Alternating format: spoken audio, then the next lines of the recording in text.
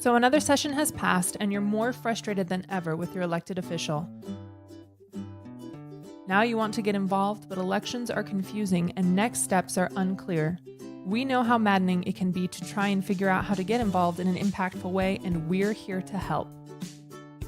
First step, understanding the roadmap to 2020.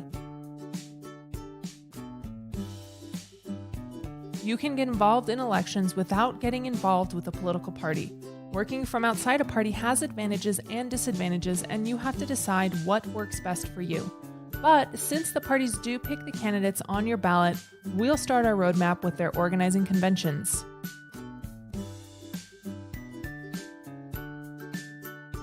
An organizing convention is when party leadership is elected. For example, you may have heard about the chair of the Utah GOP or Utah Democratic Party.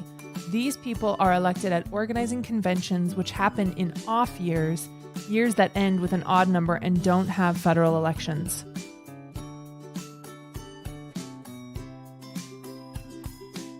The Republicans and Democrats have these conventions at county levels and state levels. In other words, the county parties organize their county leadership, and then the state parties come together and elect state party leadership.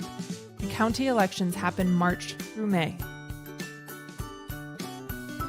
The Libertarians and United Utah Party only have state conventions.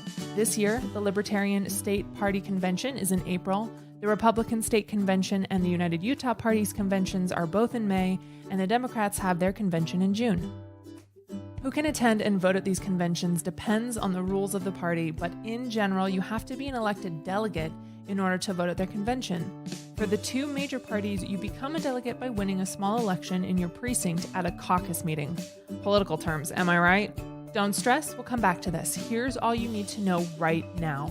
In most cases, current delegates have already been elected, and the next opportunity to become one won't happen until next year. We'll come back to this in a minute. Back to those party organizing conventions. These elected leaders are really important. They oversee party operations, implement communication strategies, and recruit and support candidates. If you want to get involved with a specific party, reach out to them to find out how to engage. They may or may not have opportunities for you to get involved in their party until next year, but making contact is a good first step. You can get details at their websites. If you aren't involved with a party and like it that way, or if you're waiting until next year so you can run as a delegate, then the next step on the roadmap to 2020 might be to find a municipal candidate to support. Municipal or city-level elections are nonpartisan, which means people run as people and not as members of a political party. And these elections will happen on November 5th, 2019. Municipal elections are often overlooked but are super important.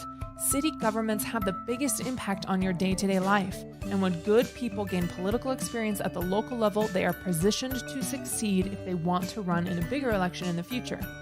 Also, while you're supporting a municipal candidate, you're gaining valuable experience in helping a campaign. These skills will come in handy for the 2020 election. Next on our roadmap to 2020 is the neighborhood caucuses.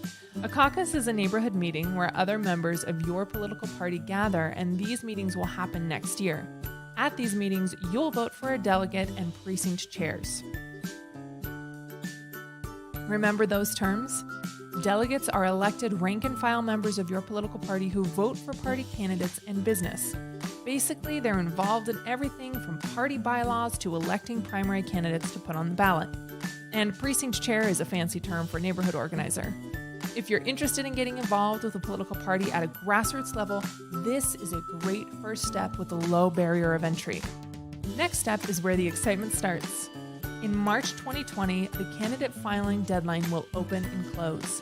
In other words, you'll have a candidate to support for the 2020 election. At that point, you'll know who is running to be your legislator, and you can throw your energy into the campaign of whichever candidate promises to respect ballot initiatives.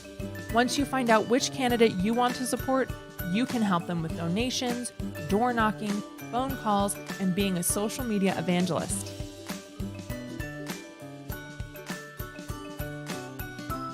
Just like there are party organizing conventions this year from April to June, next year the parties will have nominating conventions where they get to vote for their preferred legislative, congressional, and gubernatorial, funny word for governor, candidates from their party. The winners of those elections will either go to a primary, which is an intra-party election in August, or straight to the general election in November. After August, each party will have a maximum of one candidate for any given race, and from September to Election Day in November, it's all hands on deck to support your candidate. Phew, that's a lot of information to digest, so here's a summary. March through June 2019, political parties have county and state organizing conventions where they elect party leadership. June through November 2019, municipal or city level campaigns and elections. March through June 2020, members of political parties elect grassroots leaders in different neighborhoods, precinct chairs, and elect people who will pick candidates for higher office to represent their party in the general election, delegates. August 2020, primary election for all races that have more than one candidate from the same political party on the ballot. There can only be one. September through November 2020, volunteer for your preferred candidate. November 3rd, 2020, vote.